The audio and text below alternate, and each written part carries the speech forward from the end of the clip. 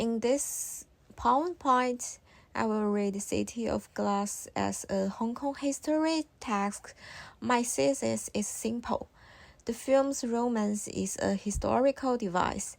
It lets us see migration and diaspora, women-centered melodrama, and long uncertainty before 1997 not as abstract topics, but as lived experience.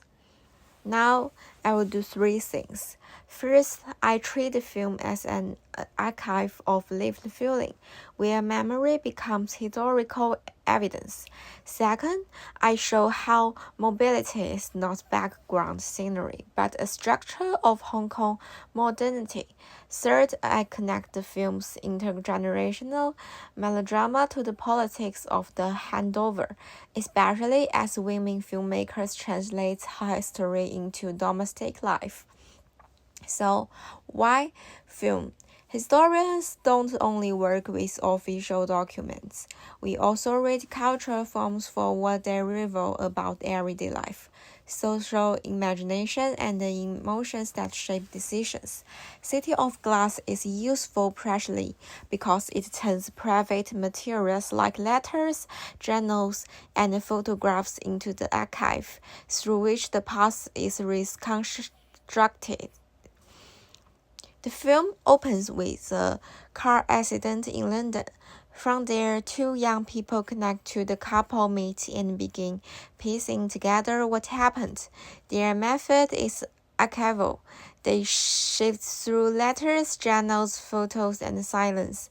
That structure mirrors the supper history, where home is often known through fragments and medicated evidence rather than continuous presence. As the investigation moves backward, the story opens into a youthful Hong Kong, where personal dreams are entangled with public history. Here it helps to recall the early 1970s Baodiao movement. Student activism around the Diaoyu Islands became a visible movement of political occurrence in Hong Kong's public sphere and student culture. Even if the film is not a protest chronicle, it captures the generational mood of that era, a belief that politicals and identity mattered, and that the future could be claimed. Now let's turn to pre-1997 uncertainty. Culturally, 1997 works less like a single date and more like a long prelude. The closer the handover comes, the more the future becomes an everyday problem. In the film, that pressure is not delivered as policy debate. It shows up as hesitation, planning, and the fragile feeling that long-term commitments may not hold. And now let's use the Abbas words. With Abbas' politics of disappearance, we can read the film's mood as a response to a city that feels like it is being written in real time. The plot expresses this not through headlines, but through intimacy. Characters try to secure love and family while everything around them feels provisional. Memory becomes an echo because the present feels unstable. Public politics doesn't stay outside the home. Movements like Baodiao show how collective concerns about sovereignty, belonging, and identity enter everyday life through youth culture, values, and relationships. City of Glass then translates those pressures into private questions that historians can take seriously. Who stays, who lives, and what commitment means when a life is split across places and timelines. The film's transnational movement matches a major feature of late 20th century Hong Kong, multi-site family strategies for education, work, and security. One captures this in a speakable way. Pre-handover anxiety don't didn't stay in people's hands. It showed up in passports and departure numbers. Migration became a practical strategy for managing an uncertain future. In other words, the film's mobility is not just plot, it is social history. In City of Glass, crossing borders is not a travel montage. It reorganizes the entire life course. The romance is repeatedly tested by distance, timing, and relocation, and Hong Kong continues as a portable identity rather than ending at departure. Now let us look at pressure 1, communication as emotional labor. First, distance turns communication into emotional labor. Waiting, missed connections, delayed letters, misunderstandings. Noticed how the younger generation can only rebuild the story through documents and fragments. The film is telling us that silence and delay are not minor details. They shape outcomes and they become the material of history.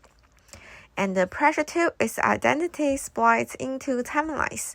Second, the film shows how diaspora produces layered time.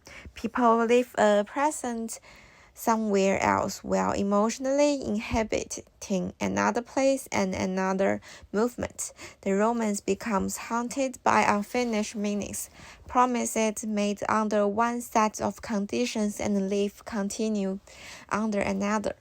The pressure 3 is life becomes a dilemma. Third, the approaching handover turns where to live into a moral and emotional dilemma, not just logistics. The film keeps returning to the cost of choices, what living secures, what it breaks, and how uncertainty can follow across borders rather than disappear. This is what 1997 anxiety looks like when it becomes a life history. And a key move is that the younger generation becomes the historian inside the story. They assemble a mythic home from fragments and discover that outdoor life contains compromises and moral ambiguity. This is also a model of Hong Kong historiography. We often reconstruct the past from partial archives, and what we inherit is not only facts but context narratives. So why melodrama? Melodrama fits because it makes contradictions visible at the scale of the domestic. Love, betrayal, obligation, and care become the language through which structural pressures appear. In this sense, romance is not an escape from history. It is the form that shows how history presses into ordinary life. And this is where women's filmmaking matters. Politics is relocated into domestic life. Care, responsibility, emotional repair, and what families can survive.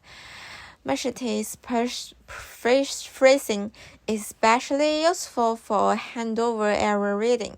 For women filmmakers, 1997 is often best understanding at home, in family relationships, in what each generation is forced to carry, and in how melodrama becomes a language for historical contradiction.